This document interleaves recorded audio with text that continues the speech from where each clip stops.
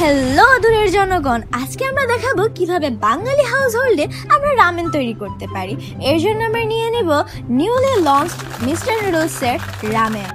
নিয়ে নিয়েছি দুইটি ফ্লেভার, কিন্তু ট্রাই তো করবো আমরা চিজ। হয়তো বা আরেক ভিডিওতে আমরা দেখাবো কিভাবে হট চিকেন ফ্লেভারটি রান্না করা যায়। মেয়েটির ভিডিওটি অ্যাস্থেটিক বানানোর এতই দৃঢ় চেষ্টা যে সে সকালবেলায় রামেনগুলো খুলে রোদের মধ্যে শুকাতে দিয়ে দিয়েছে, কিন্তু আমাদের রান্না হয়েছে রাত্রেবেলায়। চিজ ফ্লেভারের দুটি নুডলস সিদ্ধ করে নিচ্ছি। নুডলস সিদ্ধ হতে হতে আমরা পাশাপাশি সসগুলো তৈরি করে নিব। এখানে একটি প্যাকেট স্পাইসিনেসের জন্য আর একটি হচ্ছে চিজ পাউডার।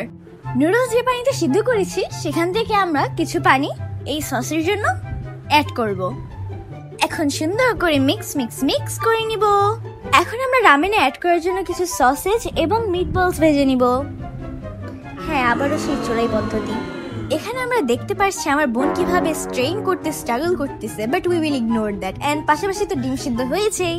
এখন কি আমরা সসের সাথে নুডলস মিক্স করব নাকি নুডলসের সাথে সস মিক্স করব? আই এম কনফিউজড, বাট যাই হোক একই কথা, তাই না? আবারও এখানে মিক্স করে ফেললো আমার বোনটি অ্যাস্থেটিক ভাবে দুটি চামচ দিয়ে।